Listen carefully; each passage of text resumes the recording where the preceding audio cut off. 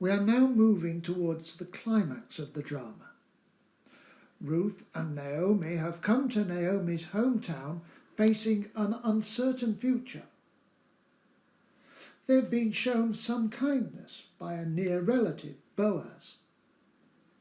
He has provided them with food and Ruth with employment during the harvest season. But now that season is coming to an end. Naomi and Ruth are experiencing what many people face where I live on the North Yorkshire coast.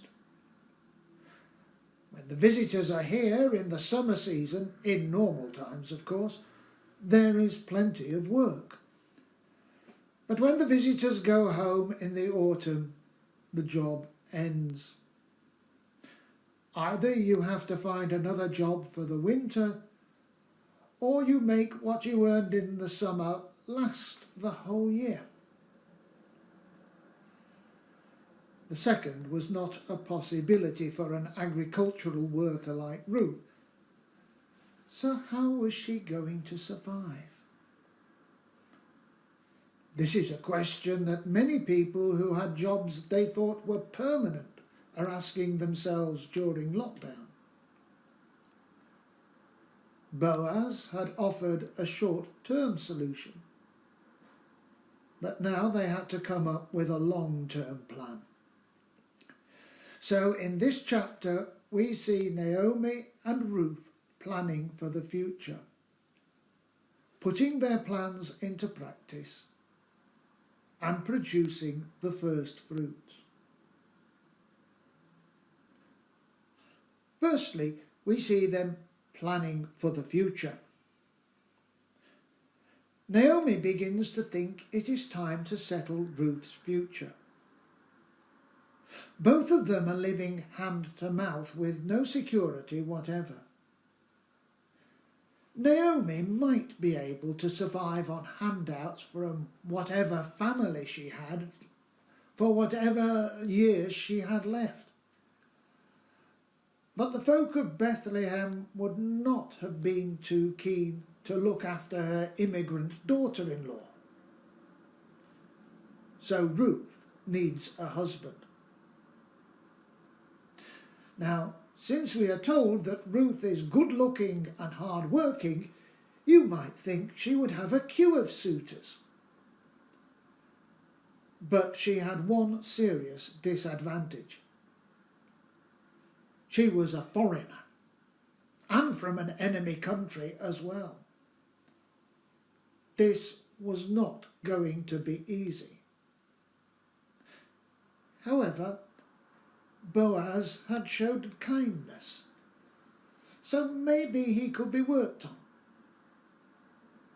This is a part of the plot which would be familiar to all fans of Jane Austen. But it was no more the done thing in ancient Israel than in Austen's England for a woman to ask a man to marry her. So a plan was necessary. And they had to be careful. If Ruth had given herself too cheaply, she might have been used for sexual pleasure and thrown out on the street. But Naomi comes up with a cunning plan. Sometimes people and situations just need a nudge so that God's will is undertaken. We need to take care not to move before God's time or too late. But if we are sure that this is God's time, a little nudge from us may be what is needed. So firstly, we see them making plans. Secondly, we see them putting the plan into practice. Ruth puts the plan into practice perfectly. She has to get Boaz's attention and put the idea into his mind, but allow him to think that it is his idea. Her plan is risky. He could have taken sexual advantage of her and thrown her out on the street to make her living from prostitution. That had happened to many women before, and her status as a foreign immigrant would probably have ensured he got away with it. You could hear the neighbours saying, "Brazen hussy, it's all her kind is good for." But the time was short. He was a relative and he had been kind before, so she took the risk of coming to where he was sleeping just after he had fallen asleep, after celebrating the harvest with a skinful of wine. Wine sends you to sleep, but as the alcohol in your system breaks down, adrenaline begins to flow and you wake up in the middle of the night. And that is what happened to Boaz. You can imagine him waking up and seeing this woman there and thinking, "I didn't, did I?" Then Ruth introduces herself. He remembers her. She is a relative and she has been very good to Naomi. So he thinks quickly. Ruth has reminded him that he is a redeemer. In those days, that meant that he was one of a number of people in his clan who were charged with looking after and protecting the rights of disadvantaged members. Boaz recognises that this is true, but tells Ruth there is a nearer relative with whom he has to negotiate. He will do that tomorrow morning. Until then, Ruth could stay the night. We don't know what happened, but if he had wanted casual sex, why go into all the elaborate plans? He could have had his way and thrown the woman out. But she had to leave before anyone knew she was there.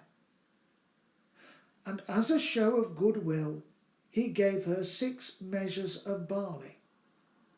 Quite a substantial gift in the circumstances. Ruth's lesson for us is that coming up with a plan is not enough. There is a need to carry it out carefully and determinedly, but also diplomatically. It may also be necessary to take risks and to put oneself into a vulnerable position.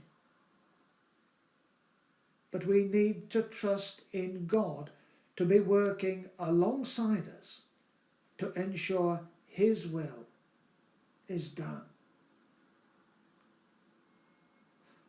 Thirdly, we see them producing the first fruits. The first fruits were the 6 measures of barley. They were a deposit guaranteeing that Boaz would do right by Ruth, and they would keep Ruth and Naomi alive for a few weeks longer until his business in the marketplace was concluded. Boaz delivered on this promise, but that is the next chapter. Here, the fruit of Naomi's wise plan and Ruth's faithful and careful execution of it is Boaz's firm promise and the deposit in the form of barley. What we need to take from that is that if we make plans in cooperation with God and under his guidance, and then faithfully and carefully carry them out, we can trust God to ensure they bear fruit. Of course, there are a few ifs in that. We need to be sure our plans are in accordance with God's will. That means it is a good idea to pray about them and to seek advice from trusted Christian friends and leaders.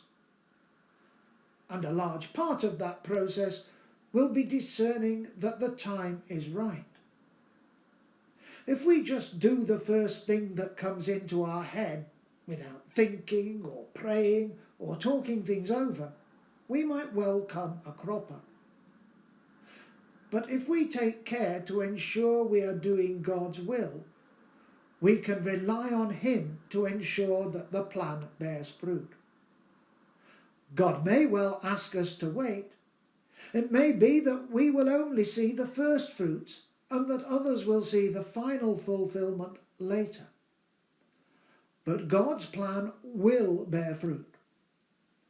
In the New Testament, of course, it is the Holy Spirit who is the first fruits, guaranteeing the fullness of God's kingdom to come. So let us be sensitive to God's leading and guidance in our lives, trusting in Him to bring His will to pass and to bear fruit in due season. Amen.